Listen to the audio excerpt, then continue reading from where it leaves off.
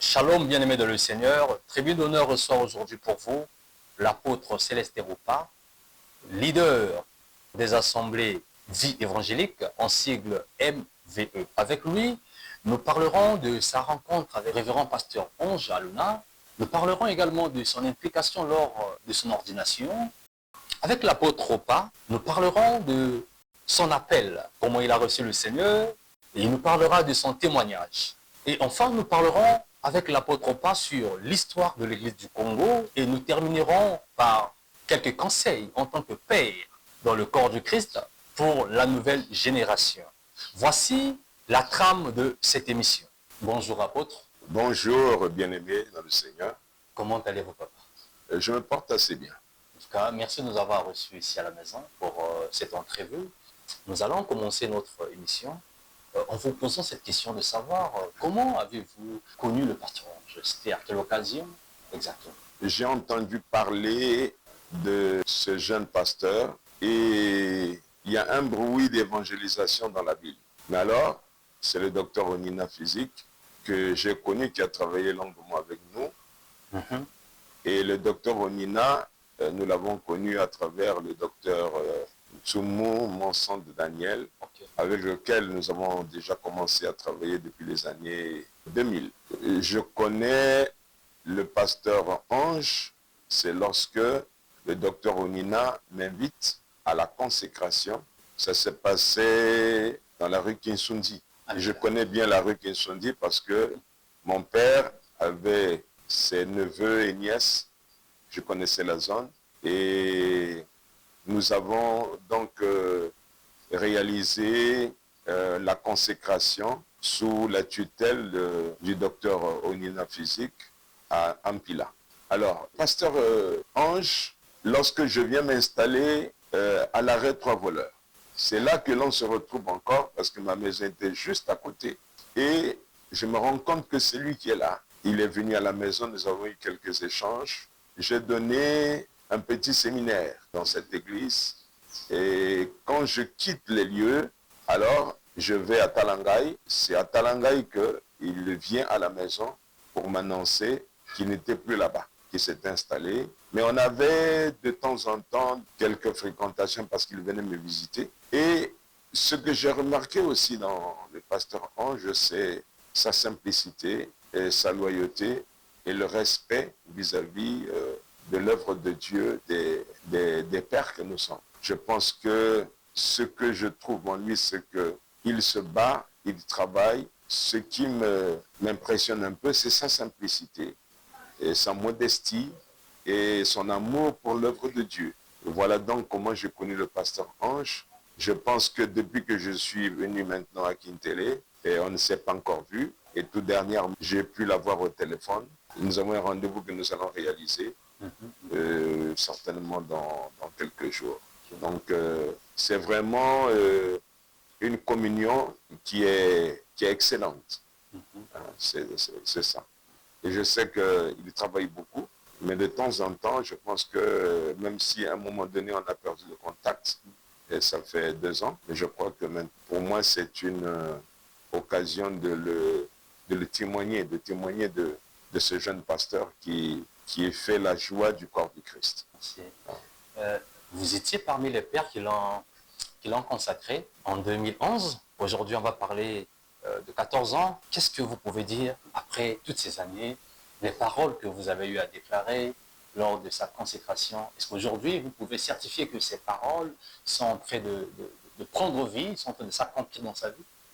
Oui, moi, depuis qu'il s'est installé là, au niveau site, mais nous avons une perception lointaine de l'œuvre que ce jeune pasteur est en train de réaliser. Ce que je suis en train d'observer en lui, c'est que lui, il a une vision de progrès. Il a une vision de progrès et une vision de développement qui est en train de se révéler en lui. Donc il y a une vision de progrès, il y a une vision de développement et aussi une vision de pouvoir former aussi avec lui une élite. Cela est très très important.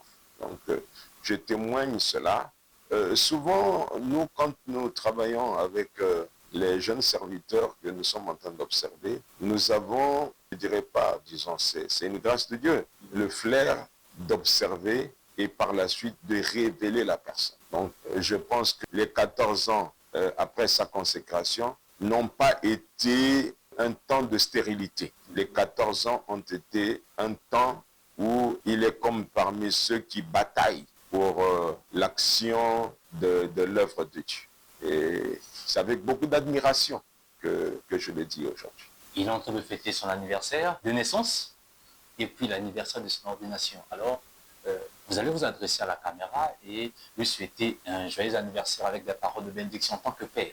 Double anniversaire. Je voudrais simplement dire au pasteur Ange, le bon conseil que je lui donne, c'est qu'il puisse persévérer dans ce travail et que je ne peux pas me souvenir très exactement des paroles que nous avons prononcées parce que souvent nous le mû par le Saint-Esprit. Mais je souhaiterais qu'il demeure dans la ligne de la loyauté, de la droiture, et que Dieu puisse se réjouir en lui pour la suite du parcours qu'il va réaliser.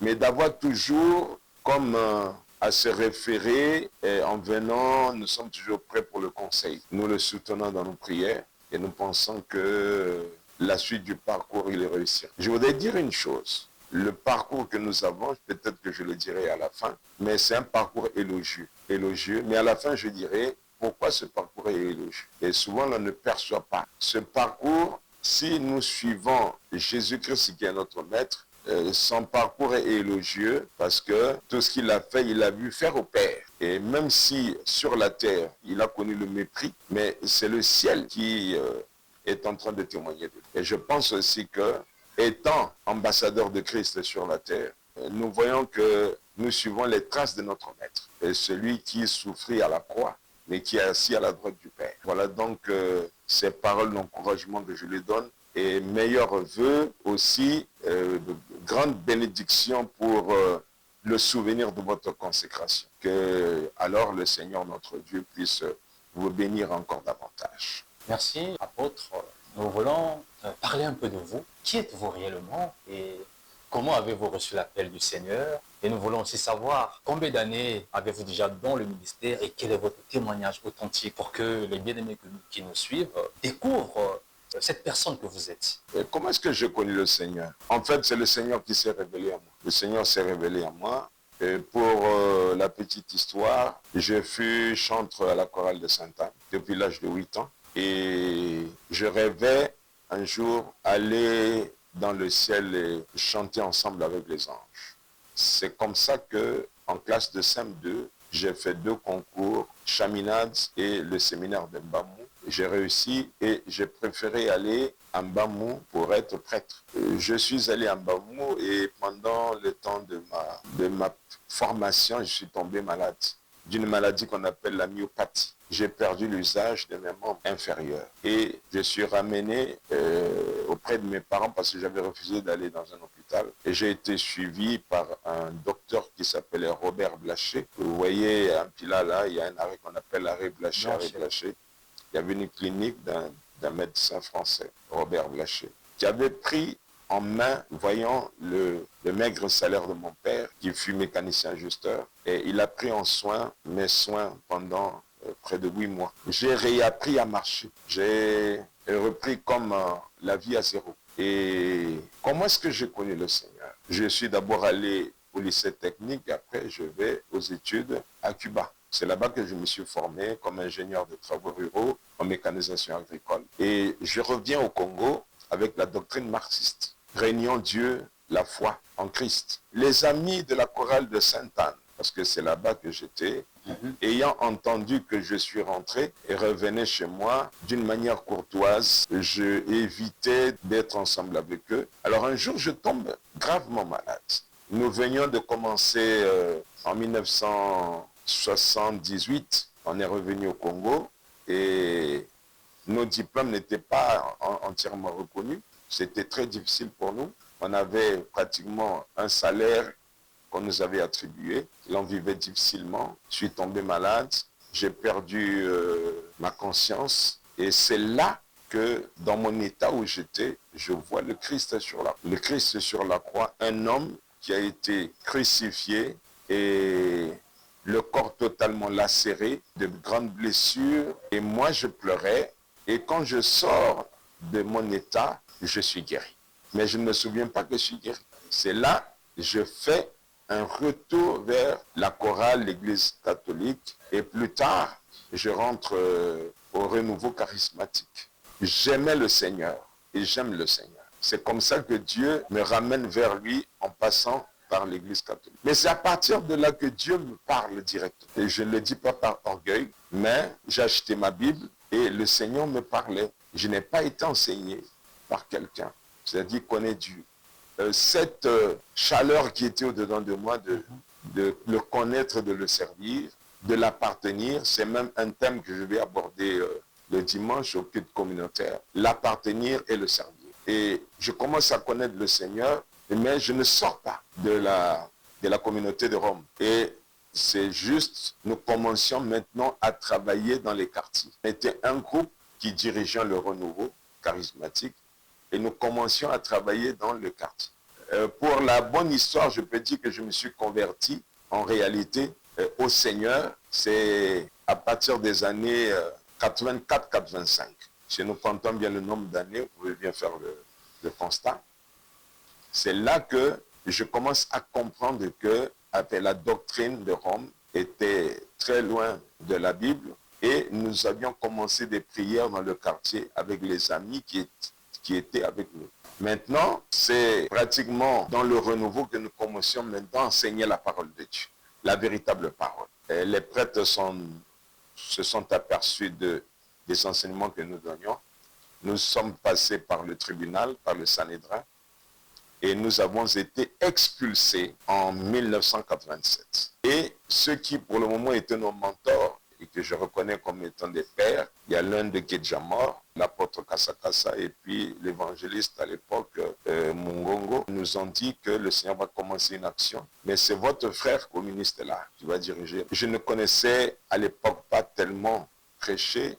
J'étais très timide. Tant bien que mal, nous avons commencé à l'œuvre d'une manière collégiale. Comme c'est d'une manière collégiale dans la rue Makoko, numéro 36. Mais nous n'avions pas connu ce qu'on appelle le leadership. Je crois qu'il y a un des pasteurs du Cameroun qui appartient à l'église Vie chrétienne profonde du pasteur Koumouyi, qui était venu nous enseigner. Et il s'est heurté. Mais Dieu, par sa grâce, a commencé un nouveau travail au milieu de nous. Et ce qui a fait que, pour vous dire que si j'ai connu le Seigneur, en réalité, ça fait près de 40 ans. Apôtre, dites-nous, aujourd'hui, l'Église compte déjà combien d'extensions au niveau du Congo et puis au-delà de nos frontières?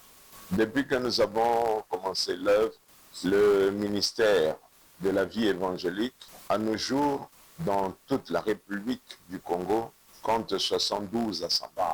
Et à l'extérieur, nous avons en France 3 grandes assemblées, dans la ville de Nantes, dans la ville de Orléans et en région parisienne, dans la ville de Meaux.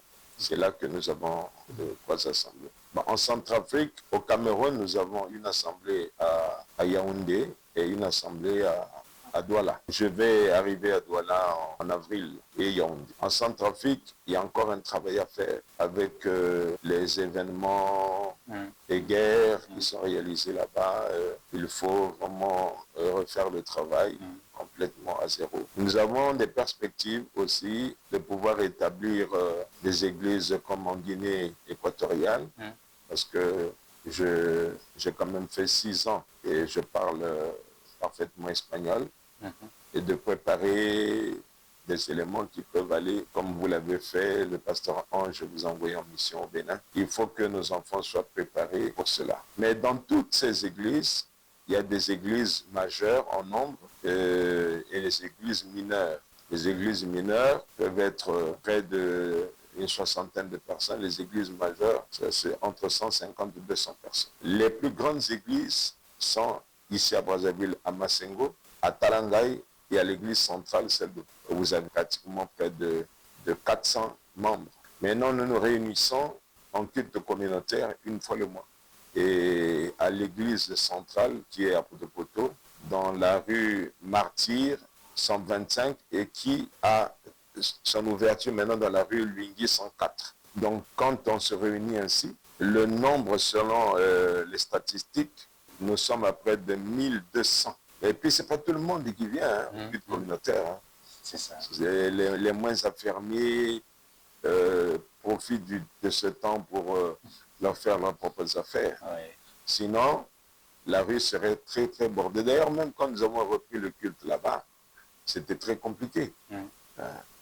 Même les gens qui nous ont quittés depuis des années, on les a revus ce jour-là.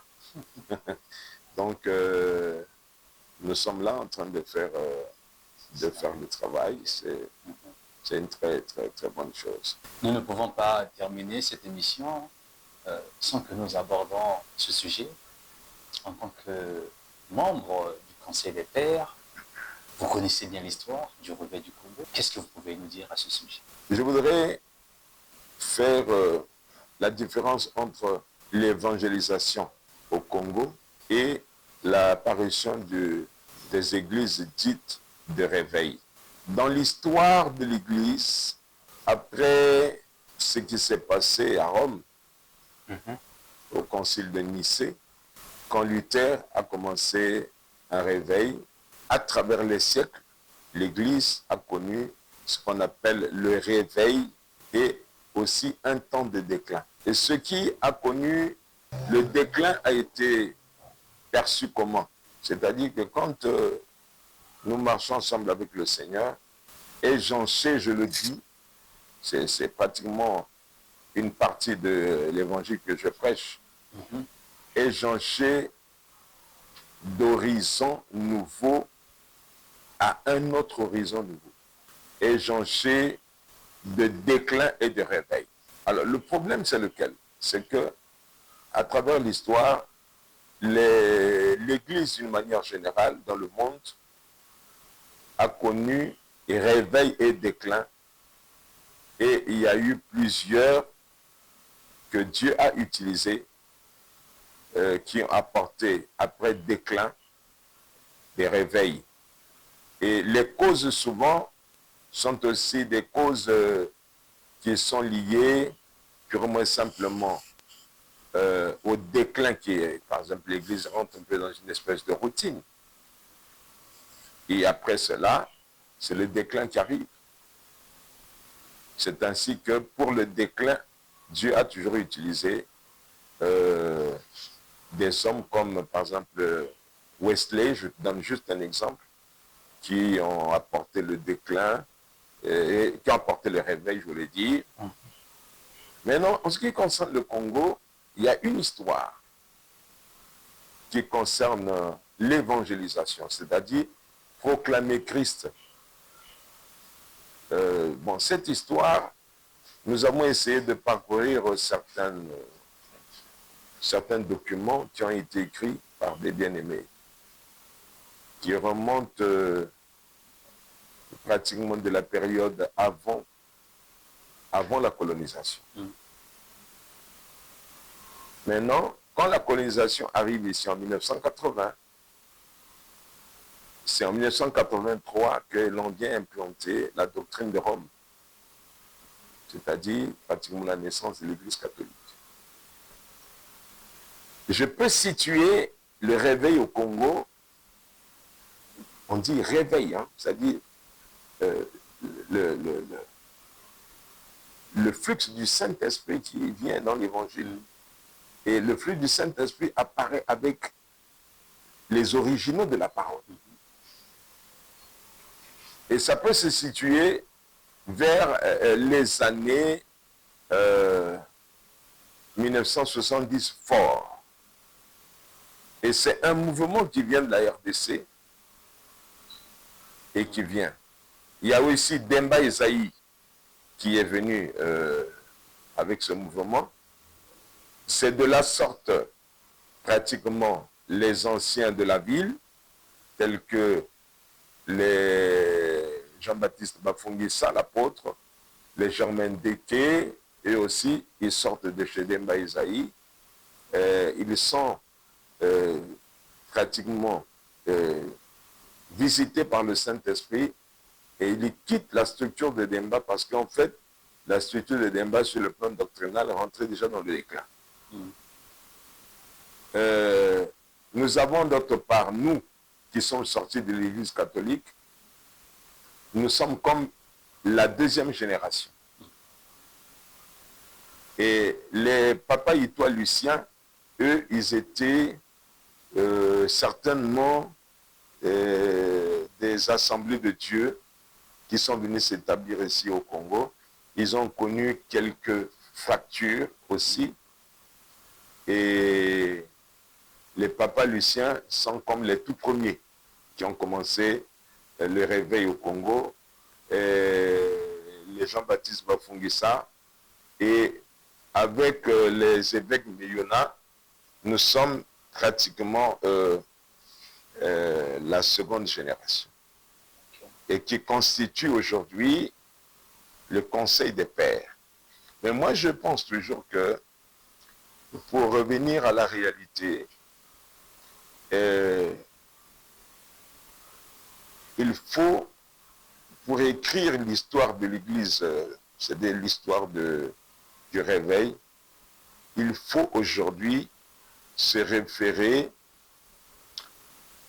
aux anciens qui ont commencé le réveil.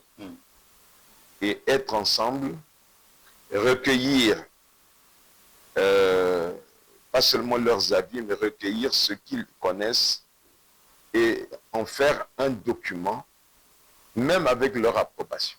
Cela est très important pour éviter un certain nombre de contradictions et un certain nombre de... Parce que chacun de nous, aujourd'hui, est sorti de quelque part. Et nous sommes, par exemple, sortis de l'Église catholique. Les autres sont sortis de chez Demba Isaïe. D'autres sont sortis du mouvement des Assemblées de Dieu, venus par les Européens ou les Occidentaux qui sont venus enseigner ici l'Évangile. Mais non, je sais qu'il y a une question qui arrive. Nous pouvons dire qu'aujourd'hui, le nombre d'années que nous avons dans le mouvement de réveil, si nous prenons les années, prenons vers les années 74, nous avons 26 ans, plus 25 ans, ça vous fait une cinquantaine d'années. On n'a pas encore atteint un siècle. Ce que nous admirons aujourd'hui, les églises en Europe, les églises en Europe et dans d'autres, ont aussi connu un parcours plein d'embûches. Je peux dire que l'église congolaise, elle est jeune. Elle est jeune et se heurte à des embûches qui partent purement simplement des problèmes d'abord doctrinal et se heurte aussi au pouvoir public. Se heurte aussi à une espèce de discipline de l'éducation. Ceux qui aujourd'hui sont bien constitués, je parle par exemple de l'église protestante.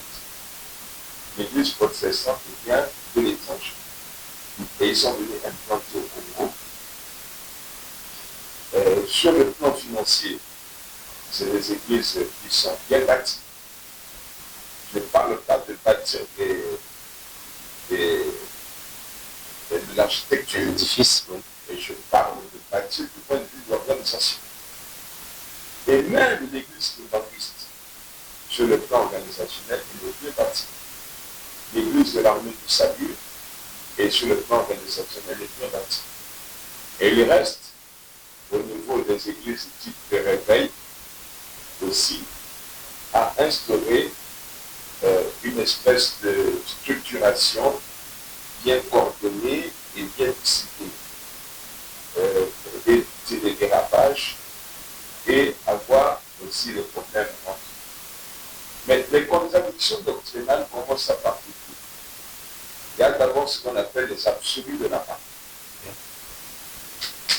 Quand nous sortons des absolus de la parole, nous rentrons dans les interprétations. Au travers des siècles, ça existe. Après les interprétations, nous avons les déductions. Après les déductions, nous entrons dans la spirale des opinions personnelles et nous rentrons dans la spirale des normes culturelles. C'est ça ce qui fait la contradiction à travers des thèses qui sortent sur l'élection, des thèses qui sortent sur le baptême, à travers des siècles de thèses qui sortent sur, par exemple, l'adoption, des thèses qui sortent sur la nature. Est-ce qu'aujourd'hui, vous pouvez dire que l'Église du Congo se porte bien ou bien elle est malade? Comment se porte l'Église du Congo? Je voudrais dire que, d'une manière générale, la trajectoire de l'Église du Congo